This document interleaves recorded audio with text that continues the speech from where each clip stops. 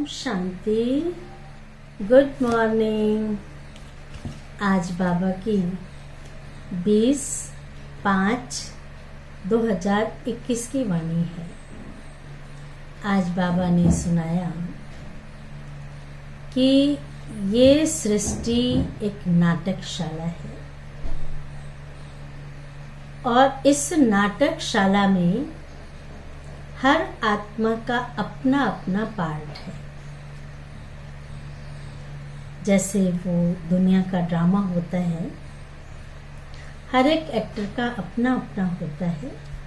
जब ड्रामा पूरा हो जाता है, नाटक पूरा होता है, तो सारे एक्टर स्टेज पर आ जाते हैं। तब उस नाटक की समाप्ति होती है। तो बाबा ने भी एक राज सुनाया कि ये नाटक भी अब खत्म होने वाला है। अब ये सारी आत्माएं जो ऊपर बैठी हुई है, वो भी जब इस सृष्टि पर आ जाएंगी, ऐसा भी नहीं कि परमधाम खाली हो जाएगा, ना ऊपर खाली होगा, न ये साकार सृष्टि में खाली होगा। अभी जितनी आत्माएं शरीर छोड़ रही हैं, इतनी अकाले मृत्यु हो रही है। ये ड्रामा में ये भी सीन है एक, लेकिन वो आत्माएं इसी सृष्टि पर है। ऐसा नहीं कि शरीर छोड़ने के बाद सब ऊपर चली गई, परमधाम चली गई हैं, नहीं। अंत में सबको यहाँ आना ही है। चाहे वो धर्म स्थापक की आत्मा हो, कोई साधारण आत्मा हो, कोई भी हो, इस सृष्टि पर आएगी और वो बिना पार्ट बचाए तो कोई इससे मुक्त हो नहीं सकता। कई लोग कहते हैं मोक्ष मिल जाए, मुक्ति मिल जाए, आवागमन के चक्र से ही छूट जाए, पर ऐसा संभव नहीं है। ये नाटक है, चाहे किसी का छोटा रोल है, बड़ा रोल है, इस नाटक में तो सबको रोल अदा करना ही है।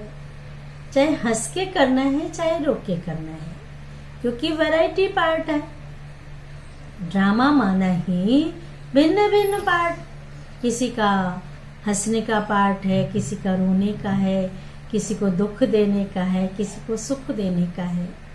लेकिन उससे हम साक्षी होकर के देखें कि इस ड्रामा में इस एक्टर का, इस आत्मा का पार्ट ही ये है। हमें उससे साक्षी होकर के देखना है। वो अपना पार्ट बहुत अच्छे से बजा रहे हैं, हमें पार्ट अच्छे से अच्छा बजाना है। तो बाबा ने कहा कि एक तो इस ड्रामा के पार्ट को अच्छे से पक्का कर लेना है। दूसरा बाबा ने कहा कि कभी भी पुरानी दुनिया से और देहधारियों से दिल नहीं लगानी है। कई दिनों से बाबा कह रहे हैं ये नाटक पूरा होने वाला है। ये दुनिया भी दुखदाई है। जो देहधारी हैं, मित्र संबंधी हैं, कोई सुखदायी नहीं है एक बाबा के सिवाय, एक भगवान के सिवाय। अगर हम भगवान से दिल लगाते हैं और या अगर इंसान से दिल लगाते हैं, तो इंसान से दिल लगाने से, दुनिया से दिल लगाने से हमारी नसीब बनती नहीं है, बल्कि नसीब टूट जाती है। इसलिए बाबा ने कहा उस ज्ञान सूर्य के सन्मुख रहो। जैसे उस सूर्य के सन्मुख रहते हैं तो उसकी किरणें पड़ती हैं, ऐसे ही जब ज्ञान सूर्य शिव बाबा के सदैव सन्मुख रहेंगे तो हमारे अंदर जो विशेषताएं हैं, जो गुण है, वो जागृत होंगे। जागृत होना माना जब हम ज्ञान सूर्य परमात्मा के साथ हैं तो हम सबको सुख दे सकेंगे। किसी को दुख नहीं दे सकेंगे। तो अभी हम सुनेंगे बाबा की वाणी।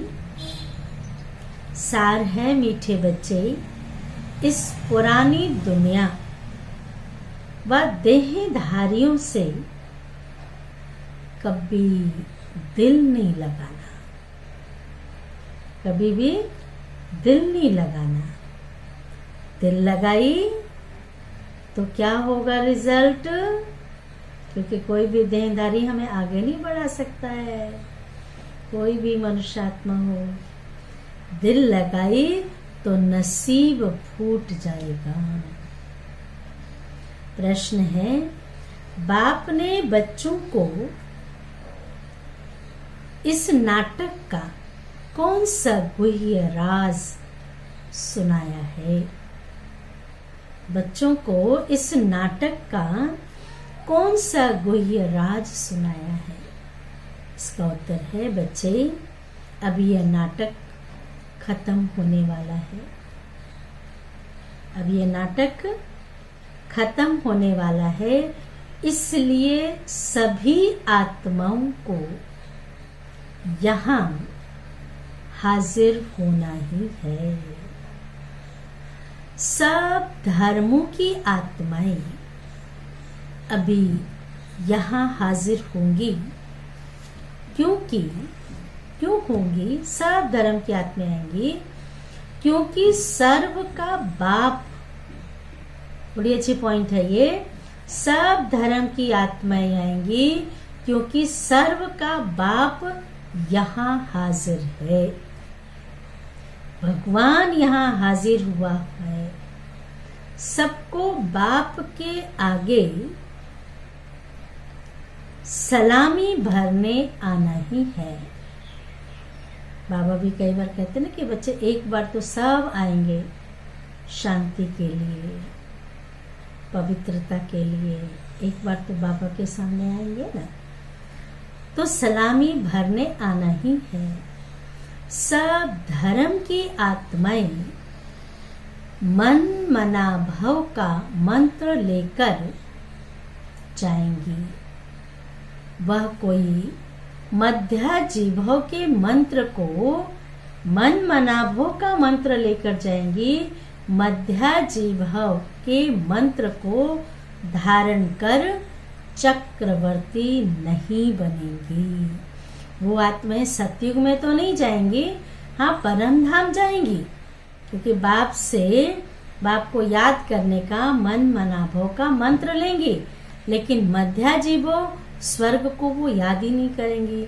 साधु सन्यासी तो वैसे कहते हैं कि स्वर्ग तो कागविष्टा समान है, वो स्वर्ग को नहीं मानती है। तो बाबा ने कहा मध्याजीभव के मंत्र को धारण कर चक्रवर्ती नहीं बनेंगी। गीत है, दिल का सहारा टूट न जाए, कोई लुटेरा आकर लूट न जाए।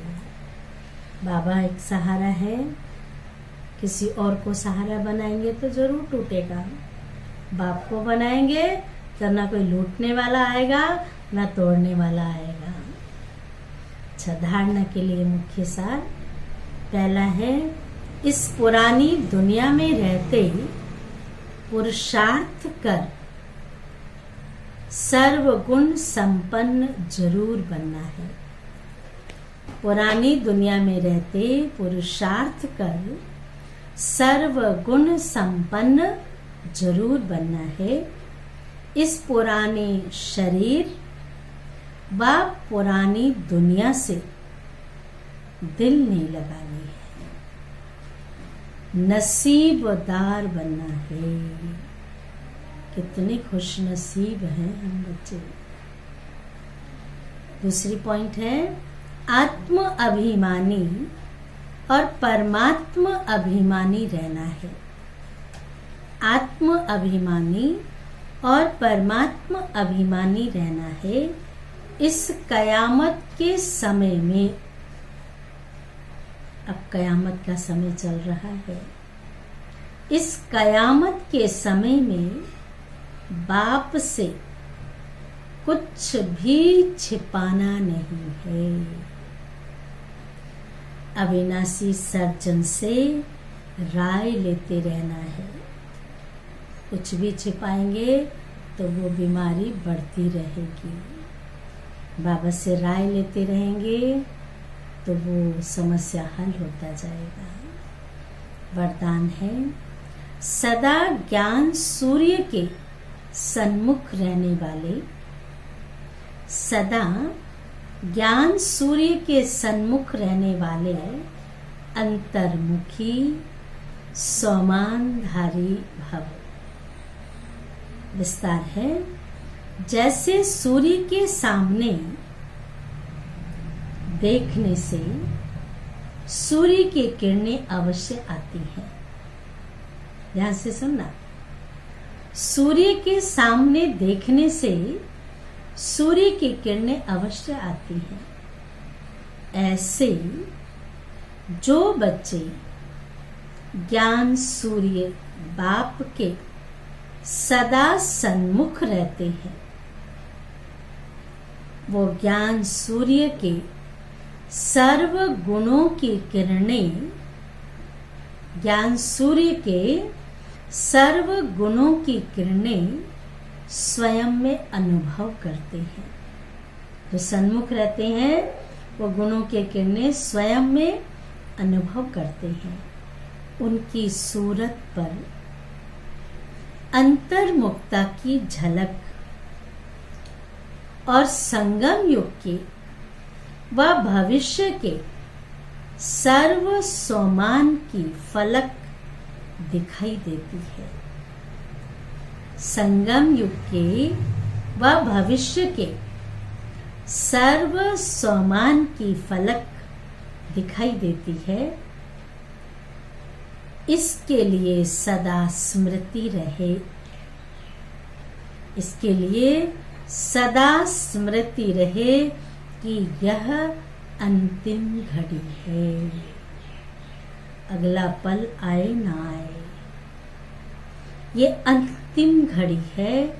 किसी भी घड़ी इस तन का विनाश हो सकता है। किसी भी घड़ी इस तन का विनाश हो सकता है।